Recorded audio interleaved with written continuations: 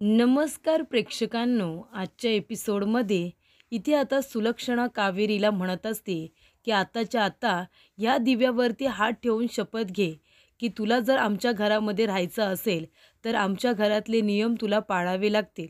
लग्नाच्या आधी जी काही तू स्वप्न बघितले असशील ती स्वप्न आता तुला पूर्ण करता येणार नाही आहेत.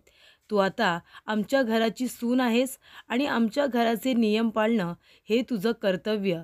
त्याच्यामुळे तुला जर आमच्या घरामध्ये उदयची बायको म्हणून राहायचं असेल ना, तर तुला आमच्या घरातल्या रीतीभाती आणि नियम हे तुला पाळावेच लागतील आणि लग्नाच्या आधीची सगळी स्वप्न तुला विसरून जावी लागतील, असं सुलक्षणा कावेरीला म्हणते. तेव्हा प्रेक्षकांनो, इथे आता कावेरीला आठवत असतं ती अख्ख्या गावाचं स्वप्न पूर्ण करणार असते. गावकऱ्यांसाठी तिला फॅक्टरी उभारायची असते आणि हेच तिच्या बाबांचं स्वप्न असतं. तिच्या बाबांनी तिला इथे MBAसाठी बाहेर शिकण्यासाठी पाठवलेलं असतं आणि तिचे बाबा म्हणालेले असतात की तुझं एवढं मोठं शिक्षण झालं आहे, MBA झाली आहेस तू, तुझ्या शिक्षणाचा आपल्या गावकऱ्यांसाठी काहीतरी उपयोग झाला पाहिजे. बाहेर जाऊन सगळेजणच चांगली नोकरी करतात, पण तुला गावामध्ये राहून इथे लोकांच्या कल्याणासाठी काहीतरी करायचं आहे आणि हे तिच्या बाबांचं स्वप्न कावेरी पूर्ण करणार असते. ती म्हणत असते काहीही झालं तरीसुद्धा मी माझ्या हापूसचं स्वप्न पूर्ण करणार.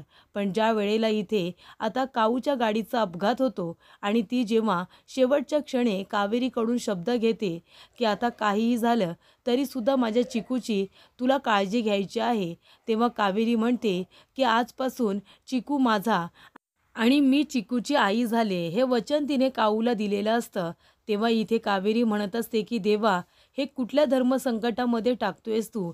एकीकडे मला माझ्या वडिलांचं स्वप्न पूर्ण करायचं आहे, त्यांना दिलेलं वचन मला पूर्ण करायचं आहे आणि एकीकडे काऊला दिलेलं वचन पूर्ण करायचं आहे. आता काय करू मी? तेव्हा तिला आता काऊला दिलेलं वचन जास्त महत्त्वाचं वाटतं, कारण चिकू खूपच जास्त लहान असतो आणि चिकूला आईची गरज आहे. त्यामुळे तिने आता सुलक्षणाच्या अटी मान्य करायचं ठरवलेलं असतं. इथे सुलक्षणाला असं वाटतं की कावेरी माझ्या अटी मान्य करणार नाही. तेव्हा ती यशकडे बघत असते. यशसुद्धा आता गप्प राहिलेला असतो. त्याला असं वाटतं की कावेरीला तिची स्वप्न ही खूपच जास्त महत्त्वाची आहेत. पण इथे आता कावेरीने दिव्यावरती हात ठेवलेला असतो आणि ती म्हणत असते की ठीक आहे, आजपासून तुम्ही म्हणाल ना तसंच मी करेन. मी तुमच्या घरातले नियम अजिबात तोडणार नाही. तुम्ही जसं सांगाल मी तशीच वागेन, असं कावेरी म्हणालेली असते आणि तिने सुलक्षणाच्या बोलण्यावरून इथे आता वचन दिलेलं असतं. त्यानंतर प्रेक्षकांनो, इकडे आता यमुना आणि पौर्णिमा या दोघींना सुलक्षणाच्या बोलण्याचा आवाज येतो. सुलक्षणा म्हणत असते की यश ये, हळूहळू ये. तर इथे सुलक्षणाने यशला माफ केलेलं असतं. ही गोष्ट आता पौर्णिमाला कळलेली असते. पौर्णिमा म्हणते घ्या, आम्हाला वाटत होतं की अजून तरी वहिनी यशला माफ काही करणार नाही, पण त्या लगेच विरघळल्या आणि इथे यशला आता स्वतःला हाताला धरून त्याला इथे घेऊन येत आहेत. याचा अर्थ इथे वहिनींनी यशला माफ केलेलं दिसतंय. त्यानंतर इथे आता सुलक्षणा म्हणत असते की विद्या, लवकर इकडे ये आणि यशला त्याच्या रूममध्ये घेऊन जा आणि त्याच्या पायाला जरा औषध वगैरे लावा जा. तेव्हा इथे आता विद्या यशला त्याच्या रूमपर्यंत घेऊन जात असते. तर इथे सुलक्षणा लगेचच आता देवाचा धावा करते. ती देवाजवळ जाऊन आता यशला लवकरात लवकर बरं वाटावं म्हणून ती आता हात जोडते. त्यानंतर प्रेक्षकांनो, इथे पौर्णिमा म्हणत असते यामी, बघितलंस ना, वहिनी विरघळल्या. 2 दिवस झाले नाही तर यशला माफ करून मोकळ्या झाल्या. त्यानंतर प्रेक्षकांनो, इथे कावेरी यशच्या पायाला औषध लावून देत असते. तेव्हा इथे यश तिच्याकडे खूपच कौतुकाने बघत असतो. त्या घरामध्ये सगळे तिचा राग करत असतात, तिरस्कार करत असतात. ती त्या घराची खरं तर कुणीच नाही आहे हे यशला माहिती असतं, पण तरीसुद्धा चिकूसाठी ती सगळं सहन करत असते, सगळ्यांची बोलणी ऐकत असते. तेव्हा यश म्हणत असतो, बघायला गेलं तर ह्या घराजवळ तुमचा काही संबंध नाही आहे, कुणीच नाही आहेत तुम्ही, पण तरीसुद्धा या घरातले नियम पाळताय. हे सगळं तुम्ही चिकूसाठी करताय, तर इथे कुणाचंही मन दुखू नये यासाठी सुद्धा झटताय. तुम्ही जरी या घराच्या कुणीही नसलात ना, तरीसुद्धा हे घर तुमचं झालं आहे आणि तुम्ही या घरातल्या झालात आणि माझ्या मनामध्ये सुद्धा तुम्ही जागा निर्माण केली. माझ्यासाठी सुद्धा तुम्ही खूपच जास्त स्पेशल आहात असं यश आपल्या मनामध्ये म्हणत असतो. तरी ते यशला आठवत असतं कावेरीने त्याची घेतलेली काळजी. त्यानंतर जेव्हा तो एका पायावरती आता संपूर्ण मंदिराच्या पायऱ्या चढत असतो आणि त्याच्या पायाखाली इथे नारळाच्या कपच्या काचा येत असतात, तेव्हा ते आपल्या हाताने पटापट त्याच्या पायाखाली येणारी काच ही बाजूला करत असते. तेव्हा इथे आता त्याच्या चेहऱ्यावरून गेलेला कावेरीचा पदर, या सगळ्या गोष्टी आता यशला आठवत असतात. तेव्हा यश म्हणत असतो, कोण आहात तुम्ही? कोण आहात तुम्ही? या घराशी काय तुमचा संबंध? पण आता तुम्ही या घराशी आणि माझ्याबरोबर कायमस्वरूपी जोडल्या गेलेल्या आहात असं यश म्हणत असतो. तेव्हा त्याच्या पायाला औषध लावून देत असताना यशला दुखत असतं, पण कावेरी इथे मनापासून त्याची काळजी घेत असते. त्या दोघांमध्ये आता एक वेगळंच नातं निर्माण झालेलं असतं आणि ते नातं इथे यश आणि कावेरीसाठी खूपच जास्त स्पेशल असतं. तर इथे यशला माहिती आहे की कावेरी ही उदयची बायको नाही आहे, कारण त्याने उदयच्या बायकोला बघितलं आहे. मग ही नक्की कोण आहे आणि हिचा माझ्याशी काय बरं आता संबंध असेल, काय नातं निर्माण झालं असेल, याचा विचार आता यश करत असतो. तेव्हा इथे पायाला पट्टी वगैरे केल्यानंतर इथे कावेरीला आता थोडं बरं वाटतं की सुलक्षणाने यशला माफ केलेलं असतं. त्यानंतर सुलक्षणासुद्धा खुश असते की तिच्यामध्ये आणि यशमध्ये जे काही गैरसमज झालेले असतात ते आता मिटलेले असतात. तेव्हा इथे यमुना येते आणि म्हणत असते, मा काय विरघळलीस ना लगेच? यशला 2 दिवसांमध्ये माफ करून मोकळी झालीस ना?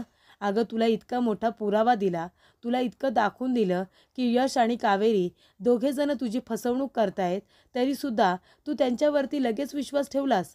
अगं यशने तुझी फसवणूक केली, तो खोटं बोलला, तरीसुद्धा 2 दिवस नाही झाले तर लगेच विरघळून गेलीस ना? त्याचा अर्थ काय होतो मा? मुलगी असून तुझा माझ्यावरती विश्वास नाही, मी तुझी मुलगी नाही, तो यश तुझा मुलगा आहे, असाच होतो ना? तेव्हा सुलक्षणा म्हणते, यश माझाच मुलगा आहे आणि रागाच्या भरामध्ये माझ्या तोंडून ते शब्द गेले असतील म्हणून तेच पकडायची गरज नाही आहे. यश हा माझाच मुलगा आहे आणि पुन्हा हा विषय या घरामध्ये निघाला नाही पाहिजे. कळलं तुला यमुना? त्यानंतर प्रेक्षकांनो, इथे आता यश आणि कावेरी दोघेजणं बोलत असतात. कावेरी म्हणत असते, यश माने तुम्हाला माफ केलंय ना, तर मला खरंच खूप बरं वाटतंय. तुमच्यापेक्षाही जास्त आनंद मला झालाय खरंच. तेव्हा यश म्हणतो, हो मला माहिती आहे, मलासुद्धा खरंच खूप बरं वाटतंय, अगदी हलकं हलकं वाटतंय. पण खरंच सांगू का, मा माझ्याबरोबर बोलत नव्हती ना, मलासुद्धा अजिबात करमत नव्हतं. पण तुम्हीच म्हणाला होतात ना, लक्षात आहे का तुमच्या? तुम्ही म्हणाला होतात की स्वतःवरती विश्वास ठेवा, एक ना एक दिवस मा तुम्हाला नक्की माफ करतील. आणि मी सुद्धा तेच केलं. मी स्वतःवरती विश्वास ठेवला आणि मी माझे प्रयत्न करत राहिलो. मला माहिती होतं की माचंही माझ्यावरती खूप प्रेम आहे. मी इथे माला मनवण्यासाठी काही ना काहीतरी प्रयत्न केले की मा मला माफ करेल, मला माहिती होतं. तेव्हा कावेरी म्हणते की आईवडिलांचं प्रेम तर असंच असतं ना? त्यानंतर प्रेक्षकांनो, इथे आता सुलक्षणा म्हणत असते, यमुना पुन्हा विषय काढू नकोसा की यश हा तुझा मुलगा आहे की नाही, तो माझाच मुलगा आहे. मी त्याला लहानाचं मोठं केलं आहे, त्याच्यावरती माझे संस्कार आहेत. तेव्हा यमुना म्हणते, मा अगं पण तुला मी पुरावे दिलेत ना, त्या यशने तुझी फसवणूक केली आहे, त्या कावेरीचं ऐकतो तो. ती कावेरी त्याचे कान भरते तुझ्या विरोधामध्ये आणि तो तिच्यासाठी तुझ्याजवळ खोटं बोलतो. हे सगळं तुला माहीत असताना देखील तू लगेच त्याला माफ केलंस का मा? का? अगं कशावरून? तो पुढे जाऊन तुझी फसवणूक पुन्हा करणार नाही, म्हणजे तुला माझं ऐकूनच घ्यायचं नाही आहे का? त्याच्या जागी जर मी चुकले असते तर खरंच तू 2 दिवसांमध्ये मला माफ करून मोकळी झाली असतीस का? त्यानंतर इथे कावेरी म्हणत असते की आईवडिलांजवळ तर आपलं नातं असंच असतं ना, म्हणजे रागाचं, हसण्याचं, रुसण्याचं, खेळण्याचं, त्यांना मनवण्याचं, आपलं नातं त्यांच्याबरोबर तर असंच असतं. तेव्हा इथे आता कावेरीच्या डोळ्यात पाणी येतं. यश म्हणतो, काय झालं? तुमच्या डोळ्यात पाणी? तुम्हाला तुमच्या आईची आठवण आली का? तेव्हा कावेरी म्हणते की आईची आठवण? मी लहान असतानाच माझी आई मला सोडून गेली. आईचं प्रेम काय असतं हे मला भेटलंच नाही, पण माझ्या वडिलांनी मला आई वडील दोघांचंही प्रेम दिलं. तेव्हा यश म्हणतो, तुम्ही काळजी करू नका, मा तुम्हाला सुद्धा एक ना एक दिवस लगेच माफ करेल आणि मग तेव्हा ती माझी आई नसेल फक्त, ती तुमची सुद्धा आई असेल. तेव्हा कावेरी म्हणते, त्या क्षणाची मी आतुरतेने वाट बघते. तेव्हा इथे यश म्हणतो, मा तुम्हाला नक्की माफ करेल, नका काळजी करू. तेव्हा प्रेक्षकांनो इथे आता यमुना म्हणत असते, मा मी तुला सांगते त्या यशवरती पुन्हा विश्वास ठेवू नकोस. अगं तो तुझी परत फसवणूक करेल. जसं तो आता त्या कावेरीसाठी तुझ्याशी खोटं बोललाय ना, तो अगं परत बोलेल. यशच्या बाबतीत तू एवढी हळवी का होतेस मा? का तू लगेच त्याच्या चुका पाठीशी घालतेस आणि त्याला माफ करतेस? अगं आमच्या चुका झाल्यावरती तू आम्हाला माफ करतेस का लवकर? आम्हाला शिक्षा देतेस ना. मग यशच्या बाबतीत तू लगेच अशी हळवी का होतेस? तेव्हा इथे सुलक्षणा म्हणत असते, चल तू माझ्याबरोबर. तेव्हा इथे सुलक्षणा आता यमुनाचा हात पकडते आणि यशच्या रूममध्ये घेऊन येते आणि म्हणत असते की 2 पेपर घे आणि 2 पेन घे, लवकरात लवकर घे. तेव्हा यमुना इथे यशच्या ड्रॉवरमधून 2 पेपर आणि 2 पेन घेते. तेव्हा इथे आता लगेच सुलक्षणा म्हणते, ए यश, चल ह्या पेपरवरती लवकरात लवकर सही कर. तेव्हा यश इथे एकाही क्षणाचा विचार न करता त्या पेपरवरती आपली साईन करतो. तेव्हा सुलक्षणा म्हणते, चल यमुना, तू सुद्धा या पेपरवरती लगेच साईन कर बरं. चल लवकर साईन कर. तेव्हा इथे यशने काहीही न विचारता सुलक्षणाच्या फक्त एका बोलण्यावरून त्याने लगेचच ब्लाइंडली तिच्यावरती विश्वास ठेवत साईन केलेली असते. आणि यमुना जी तिची सख्खी मुलगी आहे ती विचारते, मा अगं तू ह्या कोऱ्या पेपरवरती मला का बरं साईन करायला सांगतेस? म्हणजे याच्यावरती साईन केल्यानंतर काय करायचं काय आहे?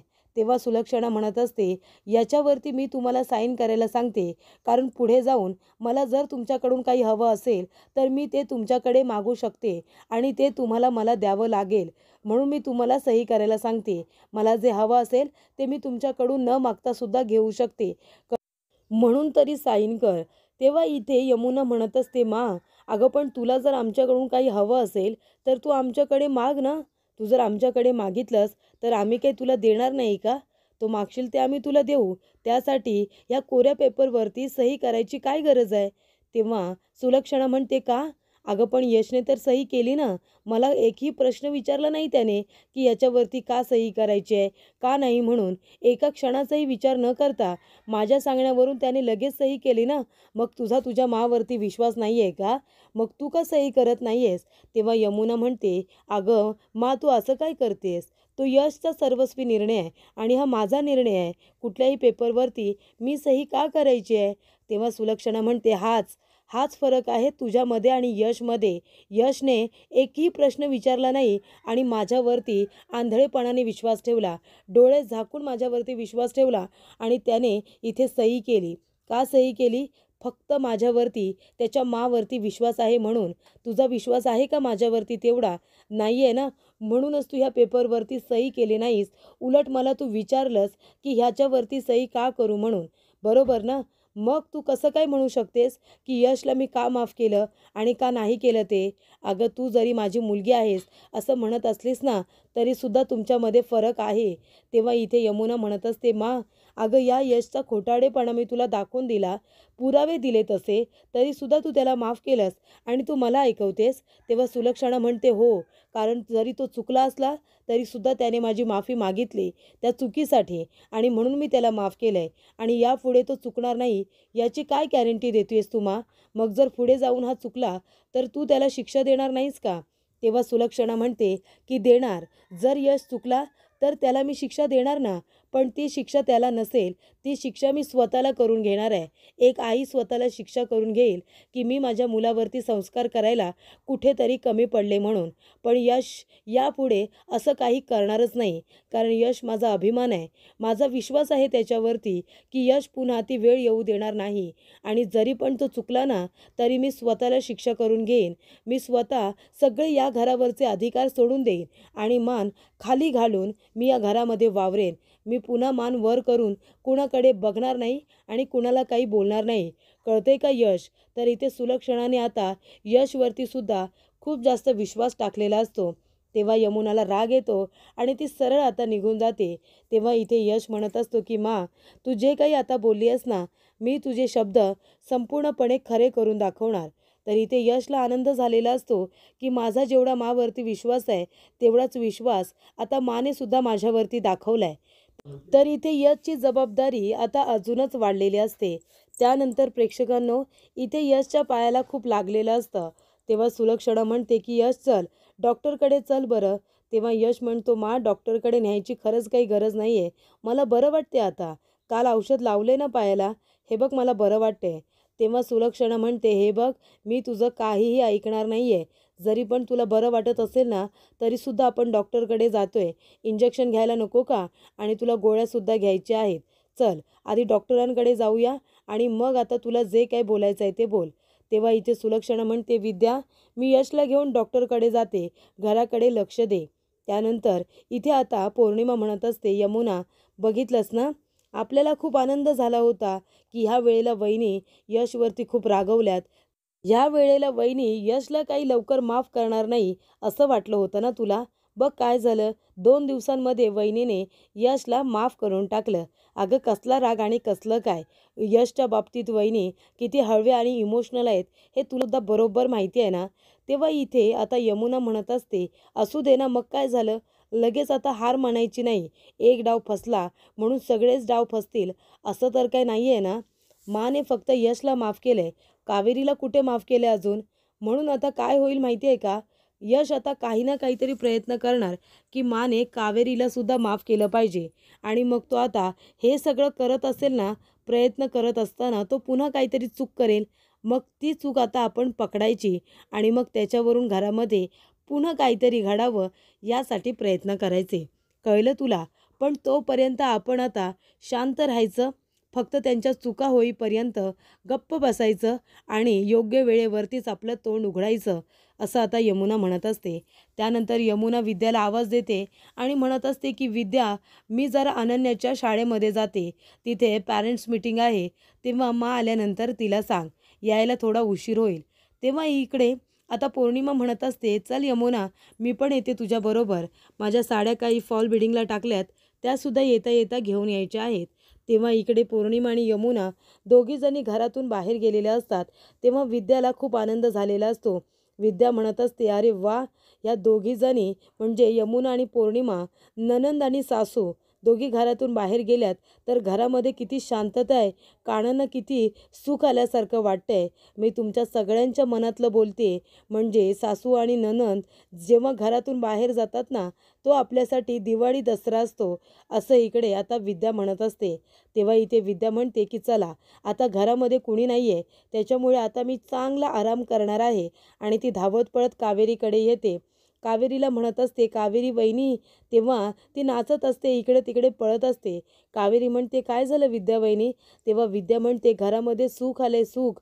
आपल्या तिघांशिवाय घरामध्ये कोणीच नाही आहे, सगळेजण बाहेर गेलेत. तुम्ही, मी आणि चिकू, आपण तिघेजणच फक्त या घरामध्ये आहोत.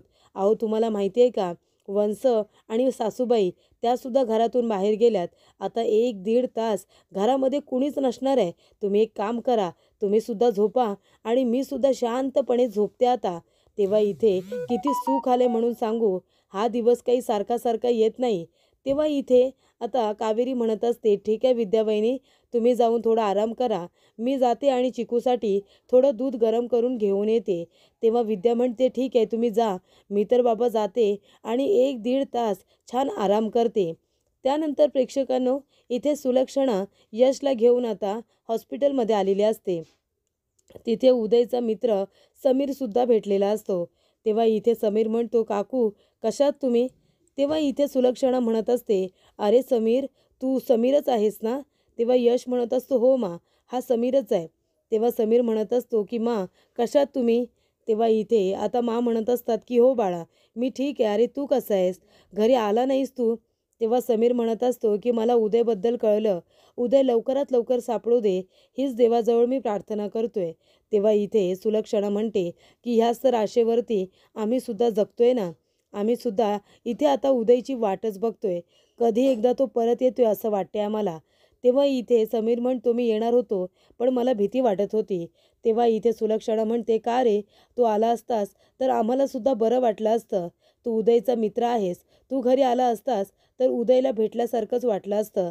तेव्हा इथे समीर म्हणत असतो, पण मला भीती वाटत होती, कारण का मी उदयचा मित्र आहे. तुम्ही मला घरात नाही घेतलं तर, घरातून बाहेर काढलं असतं तर. कारण जेव्हा उदयने त्या मुलीबरोबर लग्न केलं तेव्हा मी लग्नाला गेलो होतो ना त्यांच्या, म्हणून. तेव्हा इथे यशला भीती वाटते. यश म्हणत असतो की हा उदयदादाच्या लग्नाला गेला होता, म्हणजे खरी कावेरी कोण आहे हे याला बरोबर माहिती असेल. याला थांबवलं पाहिजे, नाहीतर हा मला सांगेल की उदयदादाची खरी बायको कोण आहे ते, असं आता यश म्हणत असतो. तर प्रेक्षकांना इथे कावेरी येते आणि म्हणत असते की आमच्या चिकूसाठी एवढी सगळी खेळणी कुणी आणली हां? तेवढ्यातच तिथे आलेला असतो तो म्हणजे मंदार. मंदार म्हणत असतो की कावेरी, ही सगळी खेळणी मी आणली चिकूसाठी.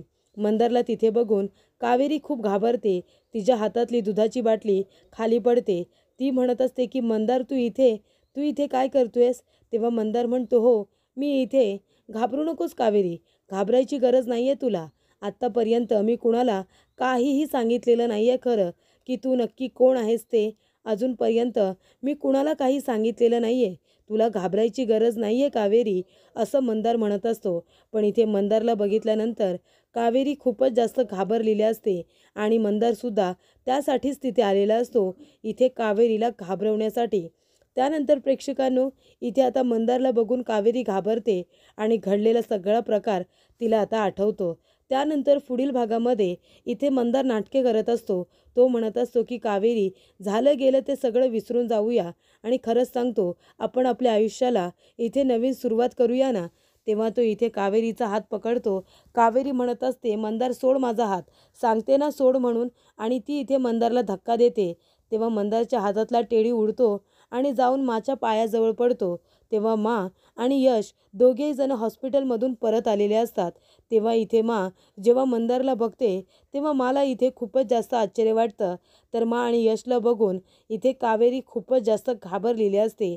तेव्हा इथे यशला आता आश्चर्य वाटतं, कारण तिथे मंदार आलेला असतो.